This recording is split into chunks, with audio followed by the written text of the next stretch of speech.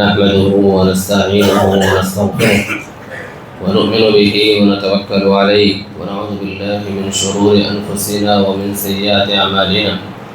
من يهده الله فلا مضل له ومن يضلل فلا هادي له وأشهد أن لا إله إلا الله وأشهد أن محمدا عبده ورسوله أرسله بالحق بشيرا ونذيرا وداعيا إلى الله بإذنه وسراجا منيرا. أما بعد فإن خير الحديث كتاب الله وخير الهدي هدي محمد صلى الله عليه وسلم وشر الأمور محدثاتها وكل محدثة بدعة وكل بدعة ضلالة وكل ضلالة في النار. فأعوذ بالله من الشيطان الرجيم. يا أيها الذين آمنوا اتقوا الله حق تقاته ولا تموتن إلا وأنتم مسلمون. يا أيها الناس اتقوا ربكم الذي خلقكم من نفس واحدة وخلق منها زوجها وبث منهما رجالا كثيرا ونساء واتقوا الله الذي تساءلون به والأرحام إن الله كان عليكم رقيبا. يا أيها الذين آمنوا اتقوا الله وقولوا قولا سديدا يصلح لكم أعمالكم ويغفر لكم ذنوبكم ومن يطع الله ورسوله فقد فاز فوزا عظيما. رب اشرح لي صدري ويسر لي أمري واحلل عقدة من لساني يفقهوا قولي رب زدني علما. ہر قسم کے حمد و ثنا عظمت و کبریائی اور بڑائی خالق کائنات مالک ارض و سما کے لیے. درود و سلام کا نزول ہو انبیاء کرام علیہم السلام پر، خصوصاً ہمارے آخر نبی جناب محمد رسول اللہ صلی اللہ علیہ وسلم پر. آپ صلی اللہ علیہ وسلم نے قولی تبلیغ کے ساتھ ساتھ عملی طور پر شرعی احکام کو کر کے دکھا دیا، بتا دیا اور لوگوں کے لیے واضح کر دیا کہ یہ جو شریعت اللہ رب العالمین کی آخری شریعت ہے، یہ جو دین اللہ رب العالمین کا آخری دین ہے، یہ اس پر عمل کرنا، اس کو اپنی زندگی میں نافذ کرنا، اس کے مطابق زندگی گزارنا آسان ہے اور ممکن ہے. ایسا نہیں کہ ناممکن ہے، وہ ناممکن ہے. حاضرین گرامی قدر، رمضان المبارک کی مہینے سے ہم گزر رہے ہیں. تقریباً آدھے سے زائد کا مہینہ گزر چکا ہے. یہ مہینہ ملنا ایک انسان کے لیے، ایک مسلمان کے لیے کسی بھی نعمت سے کم نہیں ہے. اس مہینے کی عظمت کی معرفت، اس مہینے کی عظمت کو جاننے سے ایک مسلمان، ایک بندہ مومن کما حقہ استفادہ کر سکتا ہے، اس سے فائدہ اٹھا سکتا ہے. اس کی قدر و منزلت کا علم اگر نہ ہو تو جیسے عام مہینہ انسان کی زندگی میں آتا اور چلا جاتا ہے، ویسے ہی انسان کی زندگی میں، ایک مسلمان کی زندگی میں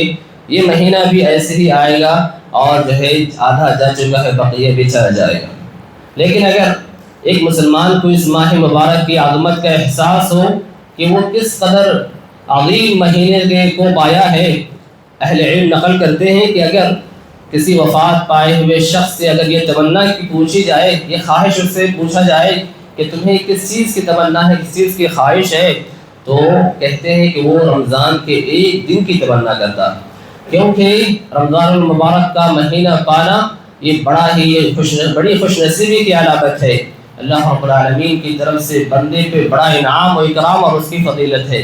کیونکہ یہ بڑی جو ہے برکت والا مہینہ ہے، نیکیوں کا مہینہ ہے، جہنم سے آزادی کا مہینہ ہے، قرآن مجید کے نزول کا مہینہ ہے اور انسان کو اپنے گناہوں سے پاک و صاف ہونے کا مہینہ ہے، اللہ رب العالمین کے رحمت کے حصول کا مہینہ ہے اور اپنی مختلف ناحیے سے تربیت کرنے کا مہینہ ہے. رمضان المبارک کا یہ مہینہ بس یوں ہی آئے اور چلے جائے، ایسا گیا کہ اہل ایمان کو اپنے سوچ کی تبدیلی کی ضرورت ہے. ماہ مبارک میں روزہ رکھنا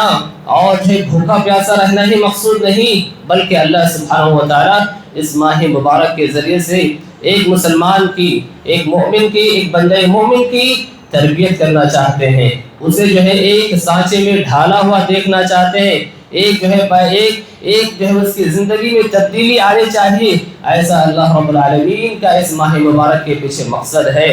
ہاں یہ ہم کتنے اس ماہ مبارک سے استفادہ کرتے ہیں اور ہماری زندگی ماہ مبارک کے بعد کیسی ہوتی ہے، یہ ضرور ہے ہمیں طے کرنا ہے، یہ ہمیں اپنا جائزہ لینا ہے، ہم کو دیکھنا ہے کہ کیا واقعی ہم نے اس ماہ مبارک سے فائدہ اٹھایا ہے اور اس ماہ کے بعد ہماری زندگیوں میں کوئی تبدیلی آئی ہے یا نہیں۔ حضرت کرام قدر، یہ ماہ کوئی عام ماہ نہیں، یہ ماہ جو ہے کوئی عام ماہ نہیں ہے۔ ہم اور آپ اس ماہ مبارک کی عظمت کو سمجھیں، اس ماہ مبارک کی قدر و منزلت کو پہچانیں، اور جو باقی دن ہیں ان باقی دنوں کو قدر کی نگاہ سے دیکھتے ہوئے اگر کوئی کوتاہی ہم سے ہو چکی ہے، ہم نے اس کا کما حقہ فائدہ نہیں اٹھایا ہے، تو بقیہ دنوں میں ہم کمر کس لیں، خوب تیاری کر لیں اور نئے عزم کے ساتھ، نئے جوش اور جذبے کے ساتھ بقیہ دنوں سے خوب فائدہ اٹھانے کی ہم ابھی سے تدبیر کریں، پلان کریں اور پختہ ارادہ کریں۔ اگر ہماری نیت ہوگی تو ایسی صورت میں اللہ رب العالمین کی طرف سے ہماری مدد بھی ہوگی، اور نیک کام کرنے میں، بقیہ دنوں کو غنیمت جاننے میں، بقیہ دنوں سے فائدہ اٹھانے میں رب العالمین کی طرف سے ہماری مدد ہوگی۔ ورنہ بقیہ دن کے سلسلے میں عموماً ہمارے یہاں غفلت پائی جاتی ہے۔ جو عید کا وقت قریب آتا ہے، لوگوں کی توجہ عبادت کے بجائے کہیں اور چلی جاتی ہے۔ بازاروں میں گھومنا اور عید کی تیاری کرنا معروف مسئلہ ہے۔ آپ بازار میں نکل جائیے تو لگے گا کہ لوگ عبادت میں مشغول ہیں یا عید کی تیاری ابھی سے جاری و ساری۔ حاضرین گرامی قدر، رمضان کا یہ مہینہ ہماری تربیت کے لیے ہے۔ رمضان کے اس بابرکت مہینہ کے ذریعے سے اللہ ہماری ٹریننگ کرنا چاہتے ہیں، ہمیں ایک سانچے میں دیکھنا چاہتے ہیں۔ رمضان کے بعد ہماری زندگیوں میں تبدیلی آنی چاہیے، یہ اللہ رب العالمین اور اس کے رسول صلی اللہ علیہ وسلم کا پیغام ہے۔ ہم کیسی اپنے اندر تبدیلی محسوس کریں، کیسی اس مہینے سے اپنے آپ کی تربیت کریں، میں یہی آپ سب کے سامنے رکھنا چاہتا ہوں۔ یعنی ہم اس ماہ میں اپنے آپ کی کیسے تربیت کرتے ہیں، رمضان کے بعد ہماری زندگیوں میں کیسی تبدیلی آنا چاہیے، اور اس ماہ مبارک میں ہم کیسے اپنے آپ کے اندر تبدیلی لا سکتے ہیں، ہم بعد کی زندگیوں میں ہم اس پر کیسے چلیں، یہی میں آپ سب کے سامنے رکھنے جا رہا ہوں۔ ماہ مبارک کے آغاز میں سب سے پہلی عبادت جو ہمارے توجہ کا مرکز بنتی ہے، اور ایک مسلمان رمضان کے داخل ہوتے ہی جس عبادت کی طرف راغب ہوتا ہے، وہ سب سے پہلے تراویح کی نماز ہے۔ رمضان کے اس مہینے میں، رمضان میں عشاء کے بعد فوراً اس نماز کی ادائیگی کے سبب لوگوں کو آسانی ہوتی ہے، اور چند دنوں میں، خصوصاً ابتدائی دنوں میں، اس عبادت کی طرف جو توجہ ہوتی ہے وہ قابل دید ہوتی ہے۔ چھوٹے بڑے بوڑھے سب مسجدوں کا رخ کرتے ہیں تاکہ وہ تراویح کی نماز پڑھ سکیں۔ لیکن پورا مہینہ اس عبادت کے اہتمام کے ساتھ ساتھ جب رمضان کا مہینہ ختم ہوتا ہے تو یہ عبادت عموماً ہماری زندگیوں سے ختم ہو جاتی ہے، اور شاذ و نادر ہی چند گنے لوگ ہی اس عبادت کا اہتمام کر پاتے ہیں۔ لیکن یہ بڑے افسوس کی بات ہے، ایک پورا مہینہ جس عبادت کا ہم نے اہتمام کیا ہے، ایک مہینہ تقریباً ہم نے جس عبادت کی پابندی کی ہے، امام کے پیچھے قرآن کی ایک ایک پارہ ہم نے سنا ہے، کیا یہ عبادت رمضان کے ساتھ ہی ختم ہوتی ہے؟ ظاہر ہے کہ یہ عبادت رمضان کے ساتھ ہی ختم نہیں ہوتی۔ ہم اپنے آپ کی اس ناحیے سے تربیت کریں، ہم اپنے آپ کو یہ سکھائیں اور اپنا ہم عزم کریں کہ رمضان مبارک کے بعد بھی یہ تربیت ہماری جو ہم یہاں پا رہے ہیں، یہ جو ہم سیکھ رہے ہیں، یہ جو ہم ٹریننگ لے رہے ہیں، رمضان مبارک کے بعد بھی ہماری یہ عادت کا حصہ ہوگا۔ ہماری یہ عبادتیں رمضان کے ساتھ ختم نہیں ہو جائیں گی، بلکہ اس مہینے کے بعد بھی ہم اس عبادت کا اہتمام کرتے رہیں گے۔ ظاہر ہے کہ اللہ کے نبی صلی اللہ علیہ وسلم کے اوپر اللہ رب العالمین نے فرض قرار دیا تھا۔ آپ صلی اللہ علیہ وسلم اس عبادت کی لوگوں کو ترغیب دلاتے تھے، شوق دلاتے تھے۔ عبداللہ ابن عمر رضی اللہ عنہما کے بارے میں آپ کو پتہ چلا کہ وہ تہجد کی نماز کا اہتمام کرتے تھے، چھوڑ دیا انہوں نے۔ آپ نے انہیں توجہ دلائی، رغبت دلائی، اور تعریف کرتے ہوئے کہا کہ وہ کیا ہی بہتر آدمی ہے اگر وہ قیام اللیل کا اہتمام کرتے ہیں۔ قیام اللیل کی عبادت بڑی ہی اہم عبادت ہے۔ کتاب و سنت میں اس کے متعدد فضائل و فوائد بتائے گئے ہیں۔ اللہ رب العالمین نے اپنے نیک بندوں کے جو اوصاف گنائے ہیں اس میں یہ بتایا ہے کہ ان کے پہلو بستر سے الگ ہوتے ہیں اور اپنے رب کی وہ عبادت میں مشغول ہوتے ہیں۔ اللہ کے نبی صلی اللہ علیہ وسلم نے بتایا کہ یہ عبادت کس قدر اہمیت والا ہے، یہ عبادت کس قدر جو ہے فضیلت والا ہے، یہ عبادت کس قدر جو ہے فائدے کی عبادت ہے۔ آپ صلی اللہ علیہ وسلم فرماتے ہیں کہ تم اپنے اوپر تہجد کی نماز کو لازم کر لو، کیونکہ یہ تم سے پہلے کے لوگوں کی جو ہے یہ کا اہتمام کرتے تھے اس کا، اور یہ عبادت تمہیں تمہارے رب کے قریب کرتی ہے، تمہارے گناہوں کو مٹاتی ہے، اور جو ہے تمہیں گناہ سے روکنے والی ہوتی ہے۔ آپ اللہ کے نبی صلی اللہ علیہ وسلم کی اس حدیث پر غور کریں کہ ایک عمل سے انسان کو کئی فائدے حاصل ہو رہے ہیں۔ ایک یہ کہ سلف صالحین کے نقش قدم پر چلتا ہے وہ، ہم اپنے سے پہلے کے جو نیک لوگ گزر چکے ہیں ان کی جو راہ ہے، ان کا جو طریقہ ہے، ہم اس پر چلتے ہیں، ان کے نقش قدم پر چلتے ہیں، اور یہ عبادت ہمیں اپنے رب کے قریب کرتی ہے، اور یہ عبادت ہمارے گناہوں کو مٹاتی ہے، اور ساتھ ہی ساتھ ایک بندہ مومن کو اس کے مختلف گناہوں سے اسے باز رکھتی ہے۔ جو عبادت اس قدر فضیلت والی عبادت ہو، ہم کیسے اس عبادت کو رمضان کے ساتھ ہی خاص کر دیں، بلکہ یہ عہد کریں کہ یہ جو تربیت ہم پا رہے ہیں اس کا اثر ہماری زندگیوں میں رمضان کے بعد بھی ہوگا۔ 8 رکعت نہ صحیح، 11 رکعت نہ صحیح، ہم چند رکعتوں کا کم سے کم ضرور اہتمام کریں گے، اور اس عبادت کی اتنی سہولت ہے کہ اس کا وقت عشاء کی نماز کے بعد سے شروع ہو جاتا ہے۔ یہ الگ مسئلہ ہے کہ اس کا سب سے بہتر اور افضل وقت رات کا آخری پہر ہوتا ہے۔ آخری پہر میں جاگ کر کے عبادت کرنا یہ بڑے فضیلت کی بات ہے، لیکن جو چاہے وہ عشاء کی نماز کے بعد ہی اس عبادت کی ادائیگی کے ساتھ وہ فارغ ہو سکتا ہے۔ ایسے ہی جو اس ماہ مبارک میں ہمیں تربیت ملتی ہے، جو ہم ٹریننگ حاصل کرتے ہیں، اس میں سے ایک یہ ہے کہ رات کے آخری پہر جاگنا۔ رات کے آخری پہر جاگنے کی بھی ہمیں اس ماہ مبارک میں تربیت ملتی ہے۔ اس ماہ مبارک میں ہم روزانہ سحری کرنے کے خاطر رات کے آخری پہر جاگتے ہیں اور اپنے آپ کی تربیت کرتے ہیں، تو یہ تربیت ہمارے رمضانوں کے بعد بھی دکھنی چاہیے۔ ہمیں آخری پہر جاگنے کا اہتمام کرنا چاہیے، کیونکہ یہ بڑا ہی بابرکت وقت ہے، رب العالمین کے آسمان دنیا پہ آنے کا وقت ہے، یہ جو ہے دعا کے قبولیت کا وقت ہے، اللہ کے نیک بندوں کے استغفار کا وقت ہے، فرشتوں کی حاضری کا وقت ہے۔ جو وقت اس قدر بابرکت ہو، جو وقت اللہ رب العالمین کے نزول کا وقت ہو، ایسے وقت میں عبادت کرنا کس قدر جو ہے اہمیت کا حامل ہوگا، ایسی وقت میں عبادت کرنا ایک مسلمان کے لیے کس قدر فائدے کا باعث ہوگا۔ اللہ رب العالمین جب آسمان دنیا پر آتے ہیں تو یہ ندا دیتے ہیں، کون ہے جو مجھ سے سوال کرے میں اس کو میں دوں، کون ہے جو مجھ سے اپنے گناہوں کی مغفرت مانگے میں اس کے گناہوں کو بخش دوں، کون ہے جو مجھ سے دعائیں کرے میں اس کی دعاؤں کو قبول کروں۔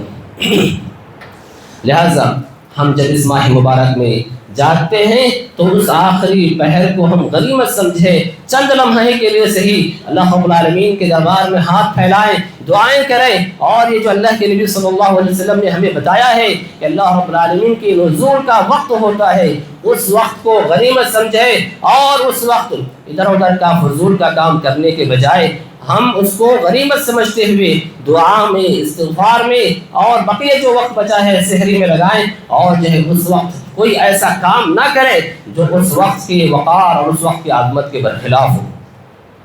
تیسری تربیت جو ایک مسلمان کی اس ماہ مبارک میں ہوتی ہے وہ یہ ہے کہ اسے اللہ رب العالمین کا مراقبے کا درس ملتا ہے، مراقبے کا سبق ملتا ہے۔ مراقبہ کیا ہے؟ مراقبہ یہ ہے کہ ایک انسان یہ تصور کرے کہ اللہ رب العالمین اسے ہمہ وقت دیکھتا ہے، اس کے ظاہری اور باطنی حالت سے ہمہ وقت واقف ہے، یہی اللہ رب العالمین کا مراقبہ ہے۔ آپ صلی اللہ علیہ وسلم نے جو احسان کی تعریف کی ہے کیا فرمایا؟ ان تعبد اللہ کأنک تراہ فإن لم تکن تراہ فإنہ یراک۔ ہم اس ناحیے سے عبادت کریں کہ اللہ رب العالمین کا ہم دیکھ رہے ہوں۔ اگر یہ تصور نہیں کر سکتے ہیں تو کم سے کم یہ ہمارے ذہن میں رہے اللہ رب العالمین ہمیں دیکھ رہا ہے۔ رمضان المبارک کے اس مہینے میں ایک انسان جو روزے سے ہوتا ہے وہ حد درجہ کوشش کرتا ہے، چاہے وہ تنہائی میں ہو، چاہے لوگوں کی مجلس میں ہو، خلوت میں ہو کہ جلوت میں ہو، انسان یہ کوشش کرتا ہے کہ وہ ایک پانی کا ایک قطرہ بھی اس کے حلق سے نیچے نہ اتر پائے، کیونکہ وہ جانتا ہے کہ کوئی جانے یا نہ جانے، کوئی دیکھے یا نہ دیکھے، رب العالمین ہے جو اس کے ہر حرکت سے واقف ہے، اس کے پانی کا ایک قطرہ اس کے پورے روزے کو متاثر کر سکتا ہے۔ یہ اللہ رب العالمین کا مراقبہ، اللہ کا ڈر اور خوف ہوتا ہے کہ ایک روزے دار کو پانی کا ایک قطرہ بھی حلق سے نیچے اتارنے نہیں دیتا۔ لیکن جب یہی کیفیت ہم رمضان کے بعد جاتے ہیں تو بہت سی ایسی برائیوں میں ملوث ہو جاتے ہیں جس سے ہمیں یہ محسوس ہوتا ہے کہ گویا کہ ہمیں اللہ رب العالمین کے مراقبے کا ادراک ہی نہیں، ہمیں اللہ رب العالمین دیکھ ہی نہیں رہے ہیں، ہم سے ایسی غلطیاں سرزد ہوتی ہیں، ایسے گناہ کے کام ہوتے ہیں جس سے یہ محسوس ہوتا ہے کہ اللہ رب العالمین گویا کہ ہمارے اعمال سے نعوذ باللہ بے خبر ہے۔ اللہ رب العالمین کے مراقبے کا احساس ہو، اللہ کے ڈر کا احساس ہو، اللہ کے دیکھنے کا علم اور ہو، تو ایسی صورت میں انسان بہت سے برائیوں سے بچ جاتا ہے، اور اللہ رب العالمین کے علم سے کوئی بھی چیز مخفی نہیں، حتیٰ کہ اللہ سبحانہ وتعالیٰ ان چیزوں کے بارے میں بھی جانتے ہیں جو مکلف نہیں ہیں، جیسے پیڑ پودے سے کوئی پتا بھی گرتا ہے تو یہ چیزیں اللہ رب العالمین کے علم میں ہوتی ہیں۔ تو ایک انسان جو مکلف ہے، جس کا حساب و کتاب ہونے والا ہے، جسے بدلہ ملنے والا ہے یا نعوذ باللہ اسے سزا ملے گی، اللہ رب العالمین اس کے عمل سے کس قدر باخبر ہوں گے، کتنا واقف ہوں گے، ہم اور آپ اس کا اندازہ نہیں کر سکتے۔ تو یہ اللہ کے جو مراقبے کا جو تربیت ہم اس ماہ مبارک میں پاتے ہیں، اس تربیت کو اس ماہ کے ساتھ ہی ختم نہ کر دیں، بلکہ اس تربیت کا اثر ہمارے بعد کی زندگی میں بھی ہونے چاہیے۔ ہم کوئی غلط کام کریں فوراً ہمارے ذہنوں میں آنا چاہیے کہ جیسے رمضان بھر ہم نے اللہ رب العالمین کے خوف سے، اللہ کی رضا کے تلاش میں ہم پانی کا ایک قطرہ بھی اپنے حلق سے، سخت پیاس کے باوجود، سخت بھوک کے باوجود ہم اس کا احساس رکھتے ہوئے ہم بچتے ہیں، تو رمضان کے بعد بھی ہمیں یہی احساس ہونا چاہیے، یہی خیال ہمارے ذہنوں میں ہونا چاہیے۔ یہ خیال اگر ہمارے ذہنوں میں ہو تو ہم مختلف برائیوں سے بچ جائیں گے۔ ایسی ہی اس ماہ مبارک سے جو ہمیں درس اور عبرت حاصل ہوتا ہے اور جو تربیت ہمیں ملتی ہے وہ ہے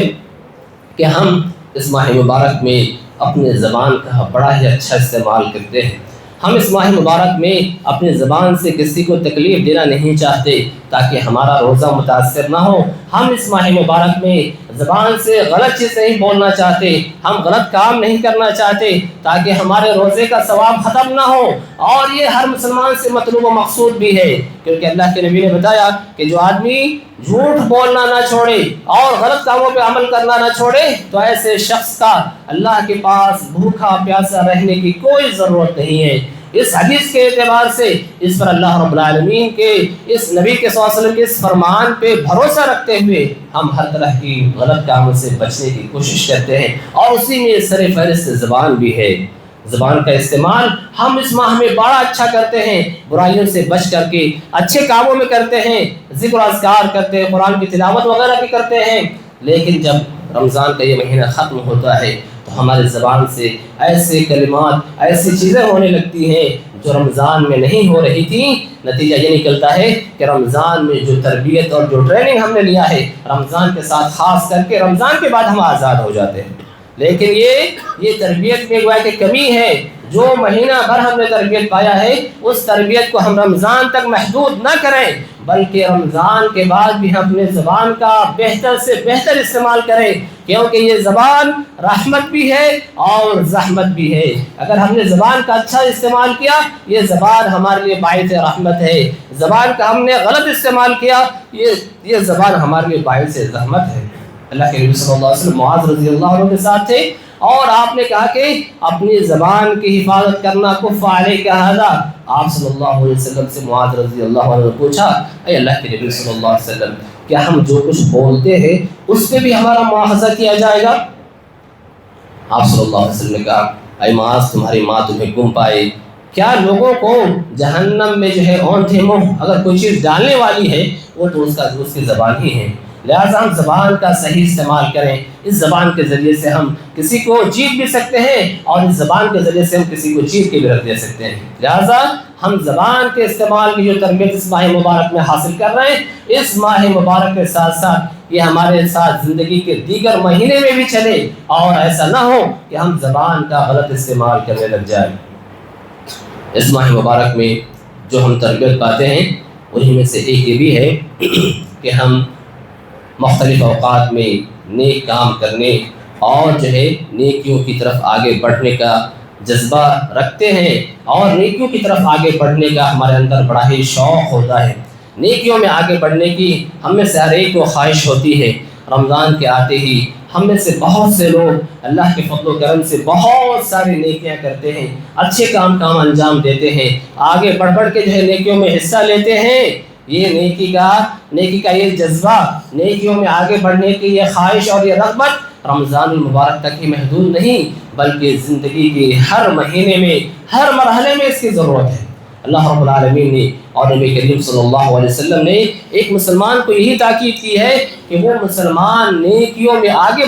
بڑھنے والا ہوتا ہے، خیر کے کاموں میں آگے بڑھنے والا ہوتا ہے۔ جیسے ہم اس ماہ مبارک میں خیر کے کاموں میں آگے بڑھتے ہیں، ویسے ہی ہمیں زندگی کے دیگر اور مہینوں میں بھی خیر کے کاموں میں آگے بڑھ چڑھ کے حصہ لینا چاہیے۔ آپ صلی اللہ علیہ وسلم نے فرمایا بادروا بالاعمال فتنا كقطع الليل المظلم، نیک اعمال کر کے ایسے فتنوں سے پہلے تم ذخیرہ کر لو، نیکیوں میں آگے بڑھ جاؤ کہ ایسے فتنے رونما ہوں گے جو رات کی تاریکی کے مانند ہوں گے۔ اللہ رب العالمین نے ہمیں بتایا وفی ذلک فلیتنافس المتنافسون کہ جنت کی راہ میں دوڑ لگانے والوں کو، کوشش کرنے والوں کو کوشش کرنا چاہیے۔ انبیاء کرام علیہ السلام کی جو صفات بیان ہوئی اس میں اللہ نے یہ بتایا کہ انبیاء کرام علیہ السلام نیکیوں کے کام میں بہت زیادہ آگے بڑھنے والے ہوتے تھے۔ تو یہ جو جذبہ ہے یہ ہم رمضان میں سیکھتے ہیں، رمضان میں تربیت پاتے ہیں، ٹریننگ لیتے ہیں۔ خیر کا یہ جذبہ رمضان المبارک کے بعد بھی باقی رہے، رمضان کے بعد بھی ہمارے اندر نیکیوں میں بڑھنے کا یہی جذبہ ہو جو اس ماہ مبارک میں ہے۔ اس ماہ مبارک میں جو ہم تربیت اور ٹریننگ لیتے ہیں انہی میں سے ایک یہ ہے کہ دوسروں کے لیے ہمدردی کرنا، دوسروں کا خیال رکھنا، غریبوں اور محتاجوں کی ضرورتوں کو پوری کرنے کی فکر کرنا اور ان کے لیے کوشش کرنا ہے۔ حضرت گرامی قدر، بہت سے لوگ ایسے ہیں جن کو کبھی بھوک و پیاس کی شدت کا احساس نہ ہوا، اللہ کے فضل و کرم سے کھانے پینے کی چیزیں اس کے پاس میسر ہیں، کبھی اسے پیاس کی شدت کی تکلیف نہ ہوئی، کبھی اسے نعمتوں سے محرومی کا احساس نہ ہوا۔ اللہ رب العالمین نے اسے ہر کچھ نوازا ہے۔ رمضان میں جب ہم بھوکے پیاسے رہتے ہیں تو ہمیں یہ احساس شدت کے ساتھ ہوتا ہے، ہم اس احساس کو اچھے سے اور مزید سمجھتے ہیں کہ اگر ہمارے پاس کھانے پینے کی چیزیں نہ ہوتی، اگرچہ کہ ہم اللہ رب العالمین کی رضا کے خاطر ابھی بھوکے اور پیاسے ہیں، لیکن اگر ہم فرض کریں یہ بھوک و پیاس محرومی کا سبب ہوتی تو ہمارا کیا عالم ہوتا، ہم کو کس قدر تکلیف ہوتی، ہمیں کتنا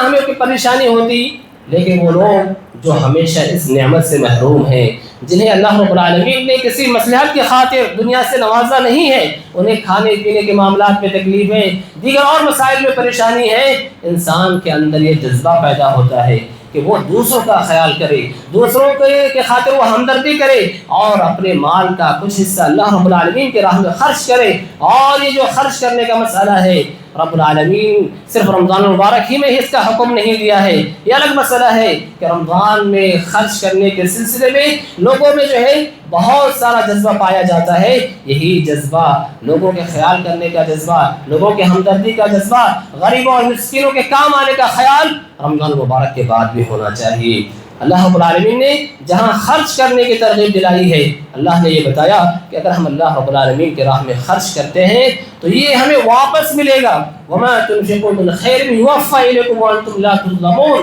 خیر کی جو بھی چیزیں ہم اللہ کے راہ میں خرچ کرتے ہیں یہ ہمیں واپس ملے گا۔ یہ رب العالمین کا وعدہ ہے، یہ کسی انسان کا وعدہ نہیں، یہ رب العالمین کا وعدہ ہے۔ اور اللہ سے بڑھ کر کے سچ بولنے والا کون ہو سکتا ہے؟ تو اللہ کا بھروسہ، اللہ پہ بھروسہ رکھتے ہوئے رمضان کے بعد بھی جو ہمدردی اور غمخواری کا یہ ماہ مبارک میں ہمارے پاس جو جذبہ ہوتا ہے، اس جذبے میں کسی بھی ناحیے سے کمی نہیں آنی چاہیے، بلکہ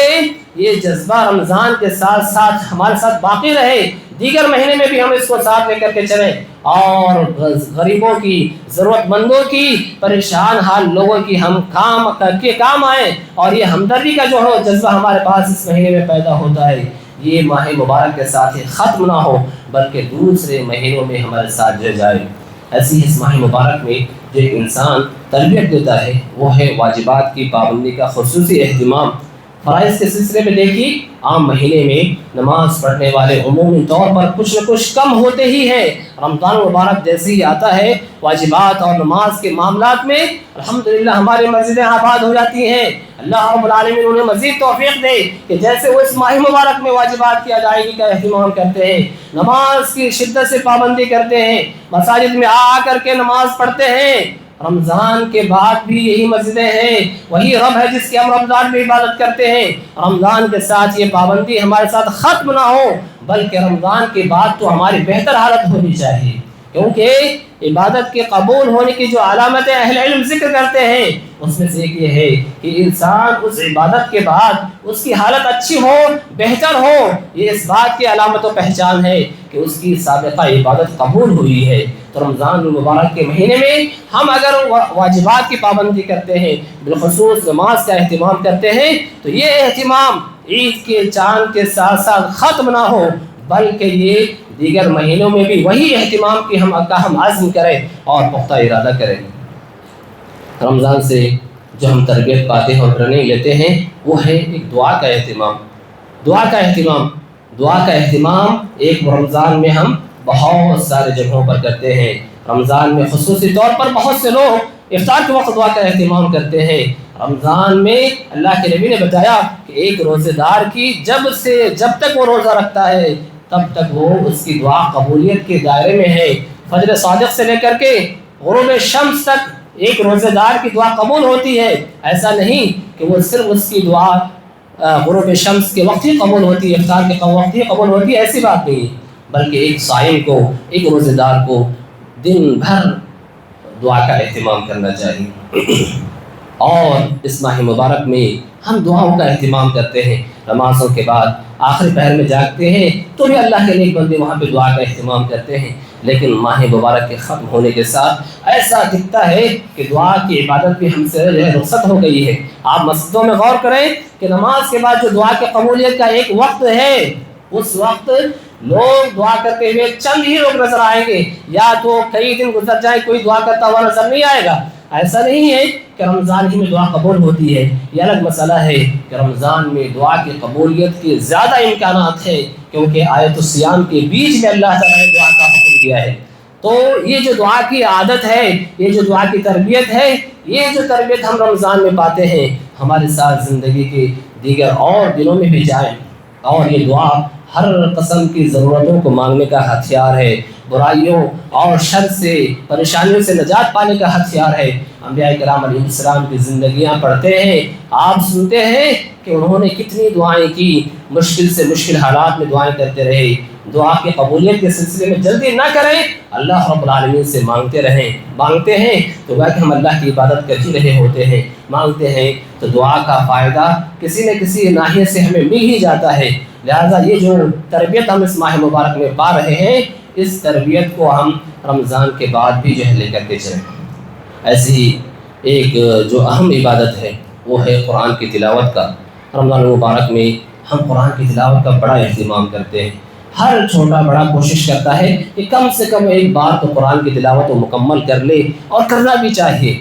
لیکن رمضان کے ساتھ قرآن کے ختم ہونے کے ساتھ ساتھ قرآن کی تلاوت کا اہتمام عموماً ہمارے یہاں ختم ہو جاتا ہے، جبکہ قرآن کی تلاوت کا اہتمام تو زندگی کے ہر مرحلے میں ضروری ہے، کیونکہ قرآن باعث شفا ہے، قرآن باعث برکت ہے، قرآن باعث ہدایت ہے۔ یہ کتاب مبارک ہے، ہم اس سے کیسے بے نیاز ہو سکتے ہیں، اس سے کیسے مستغنی ہو سکتے ہیں، اس کی برکت سے ہم کیسے بے نیاز ہو سکتے ہیں۔ لہٰذا ہم یہ عہد کریں کہ رمضان کے بعد بھی قرآن کی تلاوت کا ہم سے اہتمام ہوگا۔ اور میں آپ کو ایک بتاؤں کہ قرآن کی تلاوت کا اہتمام کرنا کوئی مشکل کام نہیں ہے۔ اگر ہم نمازوں کے لیے آتے ہیں، ہم نمازوں کے بعد یہ عہد کر لیں کہ ہم صرف 4 سے 5 منٹ بیٹھ کر کے 4 سے 5 صفحے کی تلاوت کر کے جائیں، 5 نمازوں کے ساتھ ہم ایک پارے کی تلاوت بڑی آسانی سے کر لے جائیں گے۔ اگر یہ بھی نہیں ہو پایا اور بالفرض تو چلتے پھرتے مسجد کو آتے ہوئے مختصر طور پر کم سے کم اس نیت سے ہم سورہ اخلاص کو 12 دہرائیں کہ یہ قرآن کی تلاوت ہے۔ آپ صلی اللہ علیہ وسلم نے فرمایا کہ قرآن اللہ 1/3 قرآن کے برابر ہے۔ لہٰذا یہ جو تربیتیں ہم رمضان میں پا رہے ہیں، کوشش کریں عزم کریں، پختہ ارادہ بنائیں اور جو ہے اپنا منصوبہ بنائیں کہ یہ ساری تربیتیں ہماری رمضان کے ساتھ ہی ختم نہیں ہوں گی، رمضان کے بعد بھی جاری و ساری رہیں گی۔ اللہ رب العالمین سب سے پہلے مجھے اور آپ سبھی کو ان تمام باتوں پر عمل کرنے کی توفیق عطا فرمائے۔ اللہم آمین۔ سبحان ربک رب العزۃ عما یصفون وسلام۔